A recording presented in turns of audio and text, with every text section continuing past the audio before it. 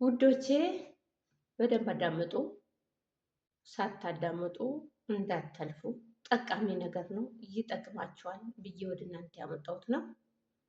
ሰላም ውድ የሀገሬ ልጆች እንዴት ናችሁ? ደህና ናችሁ ወይ? እኔ ያለው እግዚአብሔር ይመስገን። እናንተ እንዴት ናችሁ? ሁሉም ሰላም? እኔ ከሁሉም ሰላም፣ ሁሉም መልካም ነው። እናንተስ እንዴት ናችሁ? ሙቀቱ እንዴት ነው? ሙቀቱ እንዴት ነው? ሞቴን አለ። እንግዲህ እንችላለን። ከዚህ የበለጠ ችለን ይኖረናል እላችኋለሁ። ቪዲዮ ላይክ፣ ሼር፣ ሰብስክራይብ አድርጉ እንዳትረሱ። ስትጀምሩ በላይክ ጀምሩ፣ አበረታቱኝ። ከኔ ጋራ ቤተሰብ ያልሆናችሁ ላይክ፣ ሼር፣ ሰብስክራይብ እያደረጋችሁ ከኔ ጋራ ቤተሰብ ሁኑ ውዶቼ። ስታበረታቱኝ የነበራችሁ ምስጋና ከልብ ነው። ወዳችኋለሁ። በጣም ነው የማመሰግነው። አሁንም ደግሞ ከኔ ጋራ ቤተሰብ ለመሆን ላይክ፣ ሼር፣ ሰብስክራይብ እያደረጋችሁ አበረታቱኝ እላችኋለሁ እህቶቼ። በተረፈ ቪዲዮ ወደ ሌላ ጉዳይ ስገባ ማለት ነው እህቶቼ፣ እንደኔ መዳብ ቤት አላችሁ ወርቅ ግዙ እያሉ እህቶቻችን ይመክሩናል። ግን የኛ ያለነው ሰው ቤት ነው። ያለነው ሰው ቤት ሲሆን እኔ ወርቅ ገዝቼ የሚያስቀምጠው የት ነው? የሚያስቀምጠው ማጋ ነው? ራሴ ጋ ነው ወይስ አሰሪዬ ጋ ነው? አይከብድም ወይ? ሰው ቤት ብዙ ብር አውጥቼ ወርቅ ሲገዛና ሲያስቀምጥ አልፈራም ወይ? ሁላችንም አንፈራም ወይ? ማን ነው የምታመነው? ኢትዮጵያ ላይ ብር ልኬ ወይ ምሳሌ አድርጌ ልንገራችሁና ስንት ሰው እኔም ሌላ ስንት ሰው በወንድም ስም በእህት ስም ወይ በእናት ስም ብር ልኮ አስቀምጡልኝ ብሎ ወደ ሀገራቸው ሲገቡ ስንት ሰው ብራቸውን የሚያጡበት ጊዜ አለ አይደል እንዴ?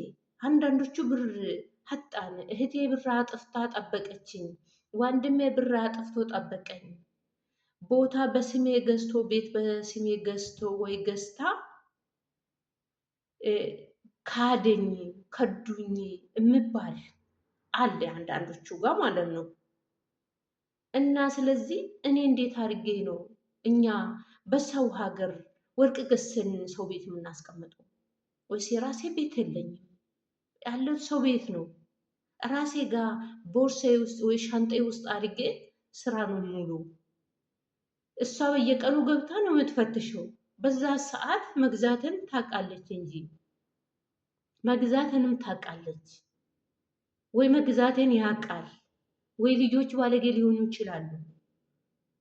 ስለዚህ አንዱ ገብቶ ያንን ወርቅ ወስዶ ስንት መከራ ነው የማመጣ ራሴ ላይ ስንት ስቃይ ነው የማመጣ። አንደኛ ብሬን ማጣቴ፣ ሁለተኛ ደግሞ ወርቅ ጠፍቶብኛል ካል ስንት ስቃይ ነው የሚመጣብኝ። ስማችን አጠፋች፣ ወሰዱም አልወሰዱም ዝም ብሎ አልወሰድንም ብሎ ይክዱኛል። የወሰደ እጅ አላቅም፣ የወሰደ ሰው አላቅም፣ በአይኔ አላየሁት። እንዴት ወርቅ ጠፍቶብኛል ብዬ ስናገር ስማችን አጠፋች ብሎ ስንት ስቃይ ያደርሱብኛል። ንብረቴን ከሚያጣ ንብረቴን ማጥቼ ጭንቅላቴን ማጥቼ የነሱን አነጋገር ወይ ስራዬን አሰራ ስንት ስቃይ ያመጣለሁ። እንዴ ለምን እገዛለሁ? ወርቅ ገዝቼ ሰው ቤት አላስቀምጥም። በየ3 ወሩ በየ2 ወሩ አካውንቴ ላይ ባስቀምጥ ይሻለኛል። ጭቅጭቅ የሌለው ንዝንዝ የሌለው። እንዴ ለምን ብዬ ወርቅ ገዝቼ ያስቀምጣለሁ? ወይ ለብሳለሁ አልለብስም። ልብሽ ሁሌ ልብሽ ቤት ውስጥ ሰራተኛ ሆኜ ወርቅ ልብሽ አልሰራም። ሌሎቹም የሚመቻቸው ሊኖር ይችላል። ግን አንዳንዶቹ እንደኔ ሰው ቤት ወይ መዳም ቤት ሰርቶ ያለው ተቀጥሮ ያለው ወርቅ ገዝተን ምናልባት ሊገባ አካባቢ ገዝቼ ትንሽም ሁን እኔ ትልቁን ራሱ ለመግዛት በጣም እፈራለሁ። እንዴ ምን ይታወቃል? ምናቸው ይታወቃል? የሀገሬ ሰው የሀገሬ ቤተሰብ እና ወይ ቤተሰቦቼ የከዱኝን እነዚህ ባዳዎቹን አይክዱኝም ብዬ ነው ማምነው። አይታወቅም። አልገዛም። ገዝተንስ እንዴት ነው የምናደርገው? እንኳን እሱ አይደለም ስንቶቹ የአንድ ዓመት ደመወዝ ተከልክለው ወደ ሀገራቸው የሚገቡት አሉ አይደል እንዴ? ስንቶቹ ገብተው እቃቸው ፈትሸው የሌለውን ወስዳለች ብሎ ስማቸው የሚያጠፉ ስንቶቹ አሉ። ብዙ ሰው አለ። አሁን በቅርብ ጊዜ ሶዲ ላይ አንድ እህታችን ተቀጥራ እየሰራች ያስቀጠረ ሰው ያ እንግዲህ ደላላ ምን ተቀጥራ እየሰራች